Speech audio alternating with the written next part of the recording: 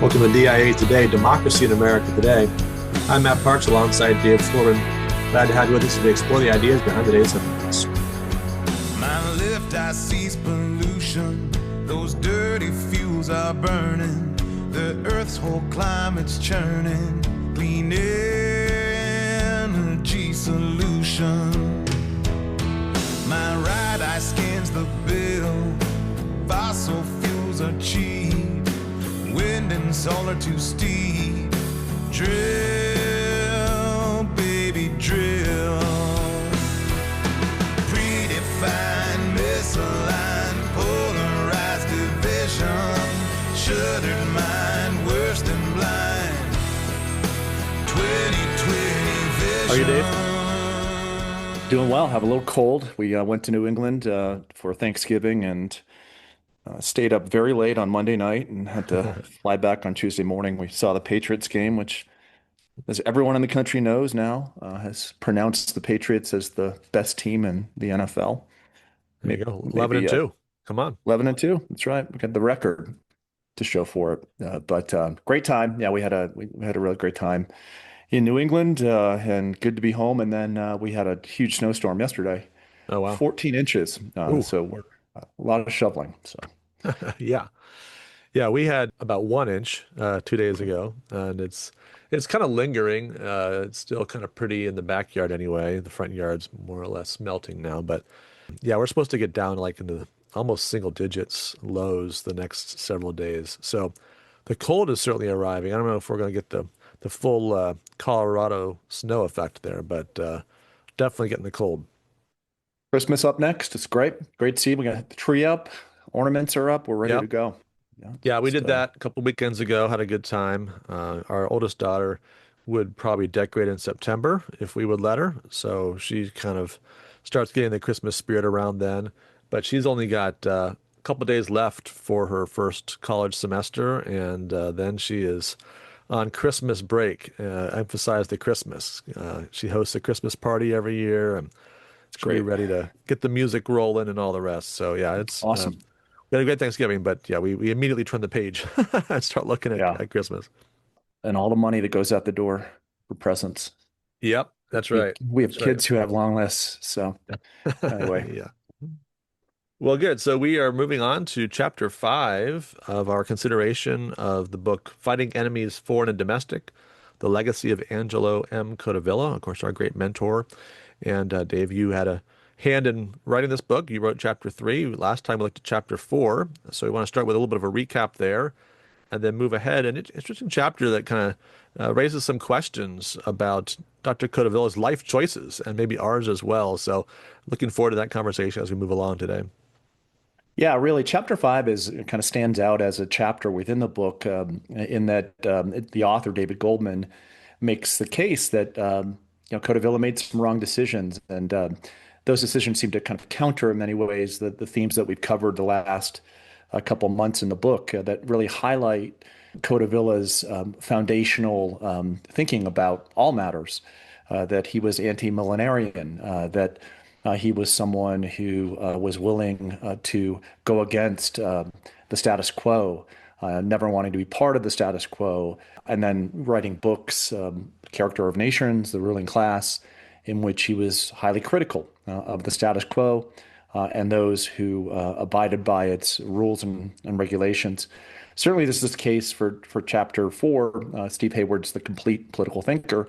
Hayward emphasizes that Codevilla's depth as a thinker really boils down to his working on all things from first principles. What is a regime? What is human nature? What are the fundamental institutions that make up a body politic? So he always had something original to say about any news item across the wire because he brought breadth of historical knowledge and philosophic and political acuity to whatever issue was at hand. So that he was really a thinker at the highest levels of statecraft. And Hayward closed, and this was interesting, with what would Codevilla do now, which we often ask now that he's not with us anymore. And the proposals that Hayward brought up at the end of his chapters are really proposals that would really shake the system up that much more. So really kind of a good sense of Codevilla as a humanities philosopher, political thinker type.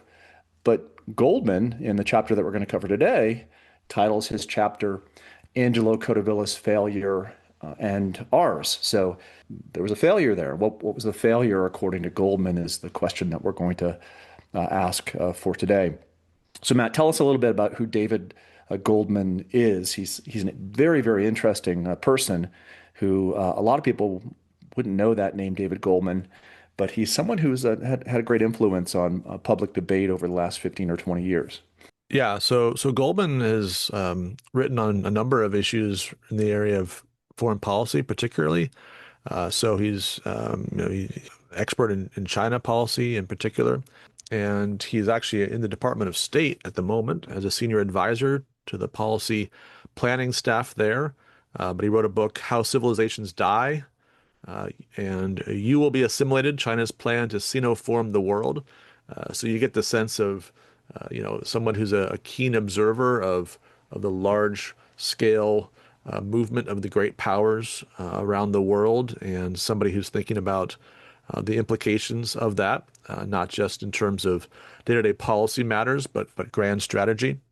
And so, he opens the book with a little anecdote where Dr. Codevilla was predicting in 2004 that the era of the neocons was essentially over, that their brand had been tarnished by errors and was kind of worn out. And Goldman's response to that is this was probably his greatest mistake in terms of a projection, as somebody who was very discerning, right? We think about the way that his book on the ruling class and the challenges of facing down the ruling class was so prescient when it comes to the rise of Trump and the MAGA movement. But here, Goldman says he really missed the staying power of the neocon movement, which, while rhetorically perhaps under assault, right, in that no one wants to go around calling themselves a neocon today, nevertheless, the overall vision of American foreign policy that they advocated is still certainly a key player in our debates and discussions today. And he points to the way that America has approached the war between Russia and Ukraine as an example of that. And of course, there'll be other instances as well that he could have pointed to. But I think as you get further in the chapter, you realize that that is just a little glimpse of the deeper problem that Goldman wants to address. The fundamental failure of Dr. Codevilla, according to Goldman, and there's a certain irony in this, and maybe all the more so for us as his students, is that Dr. Codevilla was unable to reproduce himself. That there's something special about his combination of traits and qualities that maybe isn't replicable, but if it is, it didn't happen. And so rather than having an army of Dr. Codevillas out there who might work their way through various institutions and academic and government, et cetera, and bring about a significant transformation of the regime and implementation of the vision that he had, that's not really the case. That's not what's happening. And so thinking about why that is and what the implications are for us and for America, that there was no clone or series of Codevilla clones that have risen to fill the place that he gave up at his death. So really, Goldman's hit is upon us, Matt, that all Codevilla ended up with is his first two PhD students. little podcast called DIA Today, right, where we go into themes that are not necessarily we've not done a show on missile defense or physics or any of these other things. I think there was a moment there. It might have been two moments where Dr. Codevilla said, you ought to write something on missile defense. And I was like, you know what? I never took calculus in high school. That probably is not going to happen. I liked math a lot when I was, 5 to 15. And then it got old for me. However, you really have no excuse. You were a math major in college. So you were primed to take on the cloning of Angelo Codevilla. But I think you were more interested in baseball statistics than you were I was just going to say, light theory or whatever it is. I wanted to be Theo Epstein, right? Right.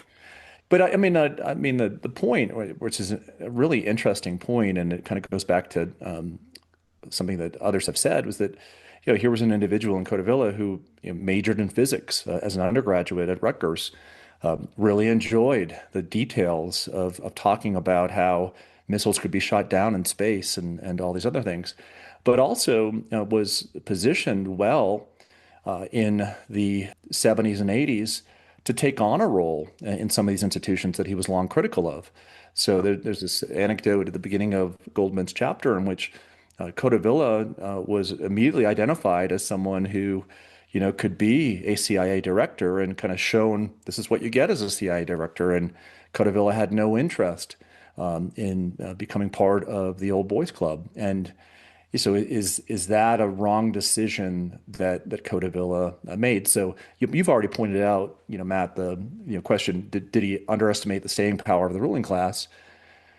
But I think there are a couple questions, here, and one of them is, to what degree ought Codevilla have become part of the ruling class? Hmm. Is there some logic to being at that table? And I'm not arguing that it's an easy case to make, but I Right. think that Goldman's a bright person, and I'm glad that he's bringing these issues to play in this chapter. So maybe what we can do, Matt, is let's take up some questions that come from this chapter. And let's just kind of start with that first question that you brought up. Did Codevilla underestimate the staying power of the ruling class? So if you were to argue for that proposition, what would that argument look like, Matt? Well, I think that particular quote from 2004 suggests that. I'm not sure that that was his ultimate judgment on the strength of the ruling class. It was neocons, of course, were one part of that group, but I think he understood the significant power the ruling class held and wouldn't have been surprised that there would have been, in general, a great difficulty in overcoming them. And I think he also was clear-eyed as the Trump movement emerged about its prospects and limitations, and that Trump was not the perfect vessel for a movement that was going to assault the ruling class and actually win a victory over it. And it wasn't because Trump didn't have some of that same impulse, obviously the populist impulse that was captured in things like his critique of the ruling class, but it was that Trump didn't have the discipline, wasn't willing, talking about doing the work, right? Wasn't willing to do the work to really be well informed, is vain to the nth degree, easily flattered. So there's some pretty significant character flaws that made it difficult for Trump to actually be an effective champion of the cause that he claimed to be the champion of. And so I think in that sense, I don't think that Dr. Codeville necessarily would have underestimated the ruling class's power. I think he would have hoped that there were perhaps opportunities for a more effective resistance to the ruling class. And he saw, I think, quite clearly that there were numbers. And so maybe he overestimated the power of the silent majority to do something about the ruling class. I think that might be the weakest link, perhaps, in his chain of reasoning, is the degree to which the people themselves had the character and willingness to do the work themselves and to make the sacrifice, perhaps, necessary to keep their eye on the ball and to pursue serious political reform. I think he was very optimistic about the American people, and maybe overly so in terms of where they were, first quarter of the 21st century. Yeah, I'm thinking back to the mid 90s when we first met Dr. Codevilla, and one of the first things that we got involved with, or at least I got involved with, was the Steve Forbes campaign. Of course, he was running in 1996 for president, and Codevilla was very optimistic that if Forbes laid out his economic plan, and then likewise was very strong on defense, particularly Yeah. missile defense, that he would have a great shot at the presidency. So there were oftentimes some optimism there where, you met Steve Forbes, really great guy, great thinker, but not the best presidential candidate, someone that's not going to be able to kind of get people roused up and on board. Other people that came to mind at that time that Codevilla was high on, Jack Kemp would have been one of them, but never really had it in his stomach to go further than he did. but Codeville was always hopeful that, if that person gets in that position, the country will come around that individual. And I would say that the strongest argument that you could make that Codevilla was wrong on the ruling class was really, as you just mentioned, how he overestimated the country party's ability to change American political life. That Codevilla trusted in the American people. He believed that if you put a proposition before them that made sense in the truest American sensibility or common sense, that they would respond to it. And I think the American people have responded to a argument against the ruling class, but more often for reasons of resentment than reasons of acknowledgement, I think, of what are we? What does it mean for America to be great? What does it mean for America to be American in the truest sense? So Yeah. I would say that, yeah, I would say there's always a hopefulness and optimism that Dr. Codevilla shared in the American people. Yeah, and I guess maybe as we brought out the question just a little bit in terms of, country party, that maybe we should explain the terminology there. But, back in 18th century British politics, partisan division was defined as the court versus the country. And of course, the court were those that were connected to the crown and those that were, tight-knit community around London and the seats of power. And the country party was those who were not, who represented what we would call, flyover country, right? The red states, the rural, real England, right? In this way that we think about real America. And so there was that dynamic, and there was a real suspicion of those who were well connected with power. And this of course played a lot into the American Revolution as well. I mean, Americans, one of the ways they thought of themselves, let's say in the 1760s, leading up to the Revolution, was as really a nation of country party. Right? They're the ultimate outsiders. So no representation in Parliament at all, no ability to affect policy there, claiming the rights of Englishmen, natural rights of all men, and having those things unacknowledged and unrepresented. And so this dynamic has really been a part of American politics from the very start. But I think one of the challenges, whenever we have this kind of populist country versus court dynamic, is how do you find people in the country who are capable of exercising the levers of power properly? I think about Steve Forbes. Steve Forbes was a magazine publisher, very successful, had done some great things in business. But does that prepare you to be president? Maybe in some ways it does. Certainly he had some personality flaws, right? Not a dynamic person at all, didn't have the charisma. Earnestness, certainly willing to study, and all the mental qualities of character that you would look for in a classic presidential candidate. But what if he had won the office? Would he have been able to figure out how to do it, right, in a way that would have been effective? And this is, of course, I think we see some of this in the last few weeks, the debate swirling around Pete Hegseth. Right, so here's somebody who is a nice outsider, someone who's not part of the ruling class, someone who's going to come in and shake things up, and in that sense represent Trump's movement well. But there seems to be serious flaws in his ability to actually carry out the mission. Right? And so how do you find people that have the experience and the ability to maneuver within these bureaucratic agencies, within sort of ruling class institutions that aren't corrupted by ruling class values? This is the challenge, because you can't just throw a businessman into the White House and expect all to go well, or stick a businessman at the head of the State Department and say, well, I know how to run, IBM, I can run State Department. Right? There's certain things you have to know from within the institution that if you don't, either you take 6 months or a year plus to figure it out, and you're spinning your wheels in a 4-year term that's sands running out of the hourglass from the very day you get in there, or you just fall on your face, if you're not able to figure that out. Yeah, you make a great point, which is, how do you take a movement within the country and operationalize it so that you can displace the regime that's in place? And I think that takes a lot of prior planning and intelligence that you have to who are those 3,000 folks who are going to lead the different executive agencies? Remember our conversation, Codevilla connected me with a person very much on the inside in the Reagan administration, Don Devine, who had led Reagan's Office of Personnel Management. And Devine said that the challenge in the Reagan administration is that they had very few people who were of age to fill those positions. So they had a Yeah. lot of folks in their late 20s and early 30s, but a lot of the folks that were appointed to positions were individuals that completely disagreed with Reagan's policies. Right. So, a lot of this kind of you move to like Project 2025 of the Heritage Foundation. That's really an attempt to improve upon those prior failed attempts Hmm. to fill a conservative administration. And I think the challenge is you have to have people that are willing to get their hands dirty a little bit, right? I mean, I've been thinking about Lincoln as a model here.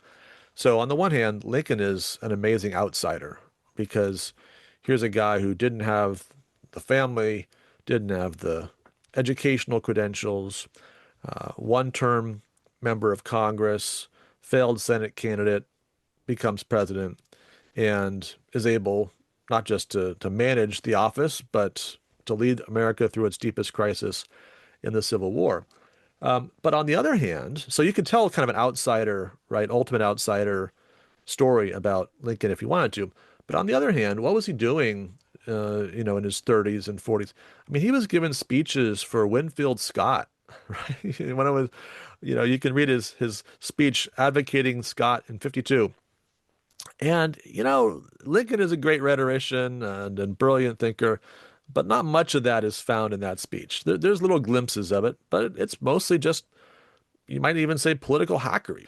Claims in favor of Scott that 4 years from now you would reverse if the candidates' profiles were different. It's so in other words, he played the game, and there was no necessity that, of course, he would end up on top as president, but he chose the path of one who was going to work within the parties, who was going to go along and to, make the case for mediocre candidates and be a reliable party man.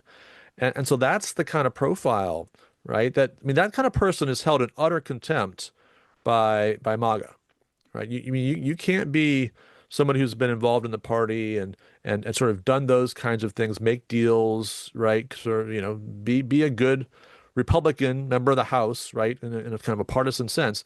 That person is held in contempt. And yet that's the only kind of person that seems to be eventually able to then use those levers of power in order to bring about the kind of reforms that they want, right? So incompetency is not a virtue, right? Inexperience is not a virtue. Naivety is not a virtue. And so I think there's really some serious thinking that needs to go on here in terms of how do you prepare people for those higher tier offices, and how do you convince those that are at the kind of grassroots level of these movements that just because you're involved in party politics, you're not a sellout, right? You're not somebody who compromises. You're not a sellout, but you're somebody who's actually perhaps preparing to do greater things 10, 20, 30 years down the road. Yeah, not making moral compromises, but making political compromises with the Right. moral compass in mind. And kind of bring this back to Codevilla, the man. I mean, he had an opportunity to, work for the CIA, probably at the highest levels. So is that a strong argument to be made? Should he have gotten into that agency with all that he knew and been able to, over 10, 15, 20 years, change the direction of the agency? I mean, there's an argument that could be made that if he was there at that table, he might have been able to do that. But then there's an argument that could be made that as soon as he began that movement, he would have been snuffed out Right. and out of the game at that point. So it kind of goes to I think the next question that we should take up, and that is, did Dr. Codevilla choose the wrong career path?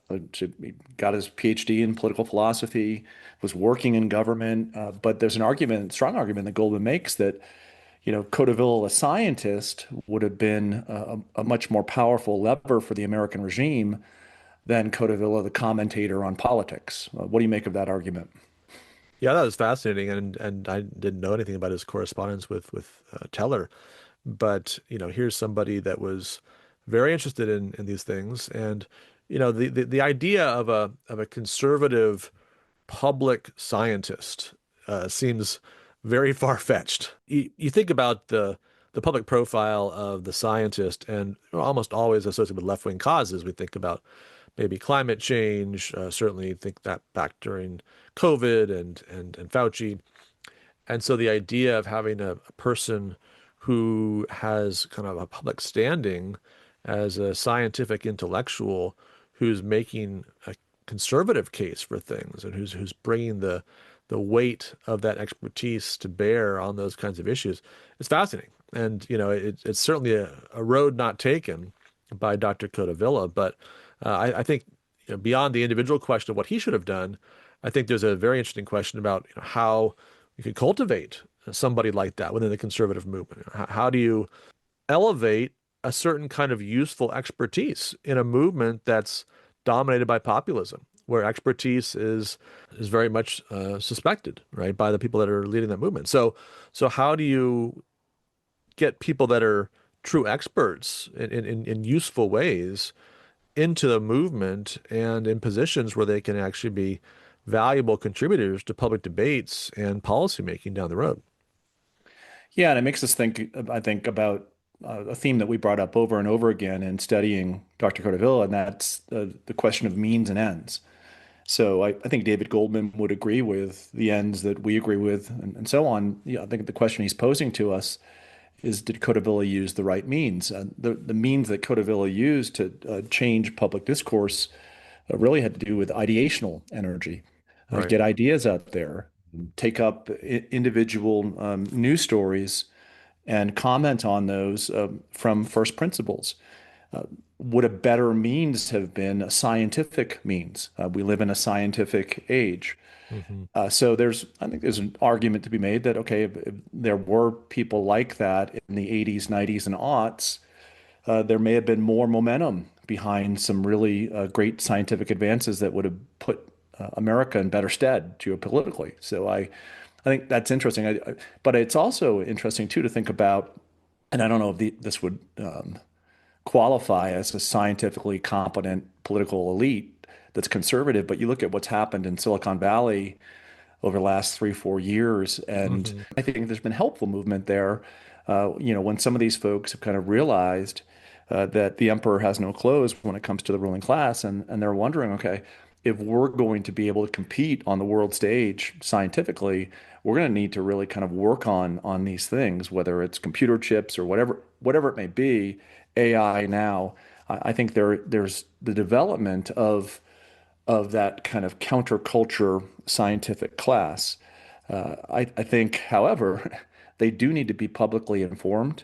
They do need to know what the ruling class is after, and I think Codevilla has provided a lot of populist ammunition against the ends that the ruling class seeks, as opposed to what we should be seeking. Yeah, I think there's no question that, one of the dangers in all this is that you start to get, as we talked about before, expertise misappropriated. And so I mean, it's amazing when you think about it that we're now 40 years on from the debates initially over SDI, and we have no SDI. We don't even, nothing close to that, right? I mean, we're still miles and miles away, and it's been largely because of political choices. No doubt there were some technical matters that had to be resolved, and maybe that would still need to be resolved. But it's primarily been because we've been unwilling to invest in it, and that generation upon generation, particularly on the left, has seen missile defense as dangerous, and really. So I think there's an interesting pair of arguments there, right? So there's the argument for the technical feasibility of it, and really making that public case that this is something that can be done. But there's also the argument, which Dr. Codevilla was, I think, equipped to make, that we don't need to be ashamed of defending America, because the left's idea basically is, if America is safe, then that's dangerous for the world, right? That American power will be abused by American leaders if they're safe.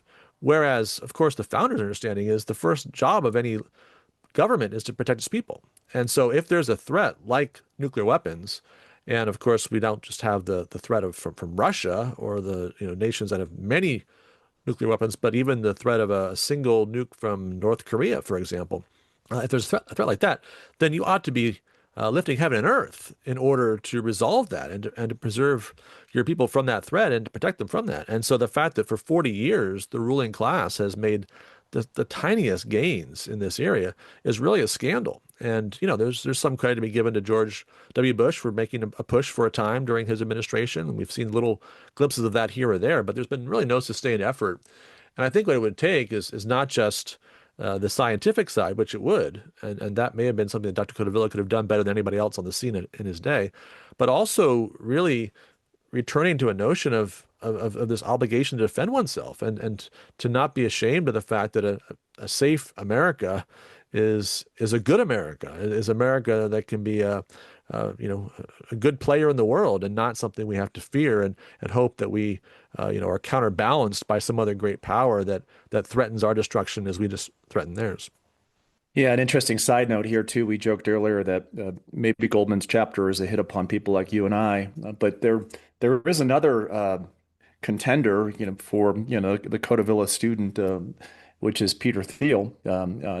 Peter studied under Dr. Codevilla at Stanford and was very close with Dr. Codevilla. Made a little more money than both you and I, just a tiny bit, but Yes. gotten very involved in all things science, technology, et cetera, and has done very well for himself. But it's really interesting when you take a look at kind of what's in the headlines now. I mean, Peter Thiel is spending his time giving very interesting lectures about the biblical Antichrist and existential threats to the world as we know it. So, working, I think, more along ideational lines than purely scientific lines. And Thiel's taken a lot of heat, for doing this. Like, who's going to talk about the Antichrist, or who's going to talk about the Bible, or go back into the Old Testament and New Testament and look at these texts and try to understand these mysteries and how they apply to the world today. But here's someone who is doing that and thinking kind of broader picture ideationally about the direction the world is going in. So, all to say, if there was an individual who would qualify, who studied under Codevilla as someone who was scientifically competent and part of the political elite, it would be Peter. And yet Peter is interested in these other issues. And I think trying to assess Dr. Codevilla's career choices, if you will, I mean, part of this is just thinking about what would have been suitable for his personality and his sense of calling. I mean, I think had he gotten involved in the CIA, he would have had a hard time. He would have, he wouldn't have liked to. He's not someone who's just sort of buries his way through institutions, right? That's just not his personality. He wouldn't have been willing to do the kinds of things that would be necessary to advance, probably, even though he would have had all the gifts and abilities. And likewise, perhaps his love for America wouldn't have come through quite the same way as a career scientist. So I think, the things that he did, the legacy he left, really providing a vision for a movement that could restore the regime, could restore the republic. And I think the question that really we're left with trying to work through is how do you operationalize that? If you have the blueprint or something like the blueprint, how do you actually find the builders who are able to do the workman-like things necessary to take that blueprint and turn it into an actual building? It's a very applicable question to everyone listening. And, we all have to kind of make our way through great amount of difficulty. We may have a blueprint as to what we want, but you have the is that you're working with, and you have to, as you said earlier, be willing to get your hands dirty. If you don't show up, it's not going to happen. But one of the bits of advice that I always give students at the King's College and Providence Christian is that you've got to understand scale, and you've got to understand what competency you have and what your personality is and what it'll allow for, and what your bandwidth is, and Yeah. define a sphere in which you, guided by the truth, can do the right thing and be there. And that sphere may be your family. It may be your village or community that you live in. It may be larger than that. I think oftentimes, especially when you're dealing with people in their early 20s, they want to go big or go home. And they think, Right. okay, everything happens in DC, so I've got to be able to make my way there first. But there are great things that can happen in Concord, New Hampshire, that can happen in Albany, New York, that can happen in a small town in North Carolina, where you can take your competencies and put them to work. But you have to be willing to get your hands dirty, and you have to realize what your proper sphere is. Every time I get my property tax bill, I'm reminded of just how much local government can make or break you. Because yeah, that's there's a lot going on at the local level that we don't think about, and that doesn't really get the headlines, right? You're not going to make the historic name for yourself that way. But there's a lot of good that you can do in your community through your church, through local school boards and town governments. And we've had a few of our colleagues from Kings that have served on school boards, which I've admired. That's not easy work for somebody who's probably reform-minded. Yeah, there's a lot of ways that little improvements can be made. And I think from the standpoint of a national movement, there's just something, if you had thousands of people making their way and doing little things locally, a certain number of those would emerge, right, as potential national leaders. Right? You would have the capacities, would have the experience, would have the fortune to win the election that leads to this, that leads to that. Right? And so it's not by any small number of people achieving great things just sort of at some random way, but really through a broader movement that you're going to eventually be able to bring about significant changes. But I think it's that kind of patient building of institutions and building of the people that to fill institutions that's very difficult to sell in our day. It is. I go back to, well, I mean, we mentioned Codevilla's optimism. I think these things happen every day. They don't get headlines. I think, regular people, normal people can be guided by capital T truth. They can go about their business with grace. They can go about their business with fortitude. Enough of that happens, and good things happen. But you have to have your eyes on what's before you. And that's a challenge, right? Because for any ambitious individual, you're always thinking, what's next? Before kind of thinking, okay, what can I do here? What can I do with the person before me? So that's a change in mentality, but it can be done, and it can be done, and you do the job that you're given, you do it well, you do your homework, think from first principles. All these things we're capable of as human beings, and little by little, we get there. We've got a Leviathan that we're up against, but we also have faith that our any of this type of labor is not in vain. All right, well, we'll leave it there for chapter 5. One more chapter to go as we wrap up this book and as we draw nearer to the Christmas season. We're going to conclude the show with de Tocqueville's Crystal Ball, looking back on our Thanksgiving football picks. Good games, but not good picks. So we were both 1-3. You got the Cowboys over the Chiefs. I got the Bengals over the Ravens. We both missed on the Packers, the Lions, and the Bears over the Eagles.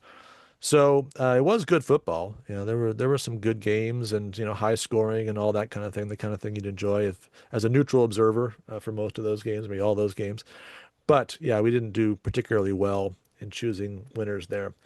So I thought it was amazing Thanksgiving football. I mean, I remember last year we were in Maine and the games were all awful. Yeah. And you were watching the Giants, or I forget what their record was at that time. Yeah. So actually watching games that mattered, and all these results were good for the Patriots, so I wasn't a neutral observer. Everything went well for us, which is good.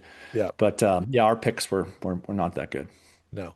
So we're going to try college football this week. Of course, this is championship week from the standpoint of the conferences.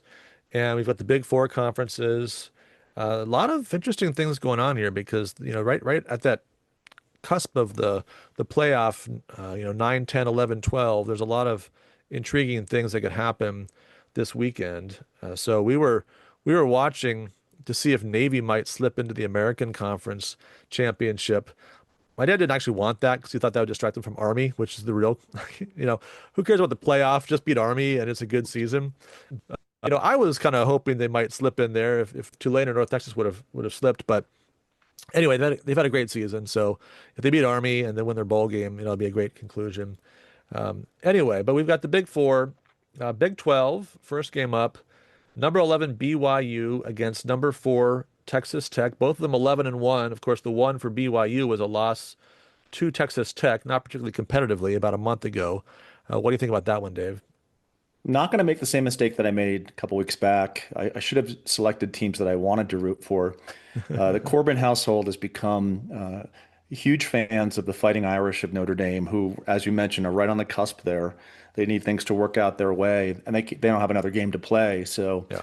they've won 10 straight, I think, but we need Tech to beat BYU and keep BYU out of the playoffs. So I'm going to go with Tech winning that game they won when they played a month ago. Also have a good friend who's a father of a Tech graduate, Aaron Southwick. So shout out to you. So we'll be rooting for Tech tomorrow morning. Very good. Yeah, I'm also thinking Texas Tech takes that one. I think BYU is had a good season, but I think that head-to-head matchup shows that there's not probably much of a chance of an upset here. All right, SEC rematch. Number 3 Georgia against number 9 Alabama. That one also has a lot to say for Notre Dame's fortunes. Similar vein, going with Georgia. Want number 3 Georgia to beat Alabama, keep Alabama out of the CFP. Sorry, Crimson Tide fans. So going with Georgia in this one.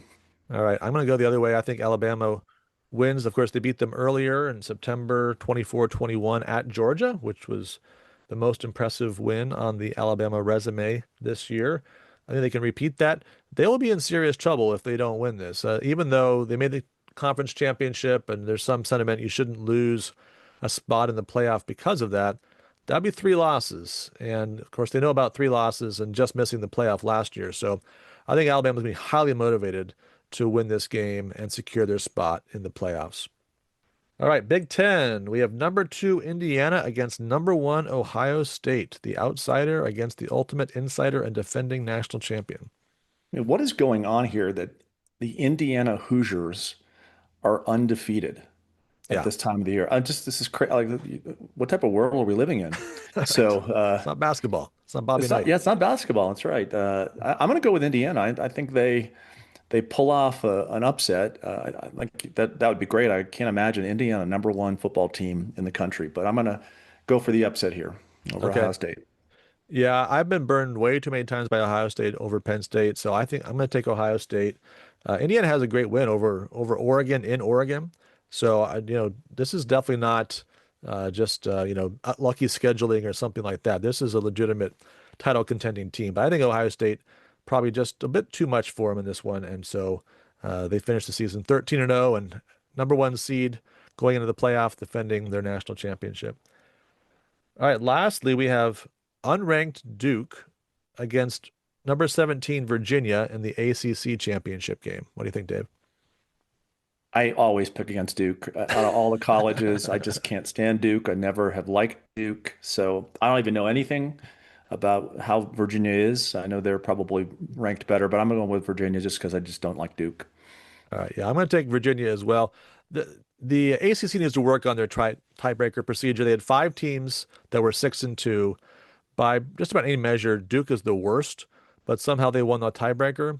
So, Miami, number 12 Miami could very well be, right, should be the opponent of Virginia in that game. Would be a great game, but not the case. So anyway, I think Virginia has got too much for them. They beat them by 17 points just 3 weeks ago at Duke. So I don't see any reason to pick against Virginia this time around. That'll be great news. We're good in the world. Yeah, we'll see. Well, I think Notre Dame probably is going to get in, but it's going to be tight, and there's going to definitely be some nervous moments there in South Bend. So we'll see if the games go as you've predicted, Dave, which would certainly help their chances. Let's hope.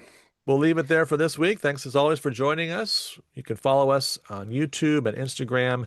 Email us at democracyinamericatoday@gmail.com. Look forward to talking to you real soon. 2020 vision.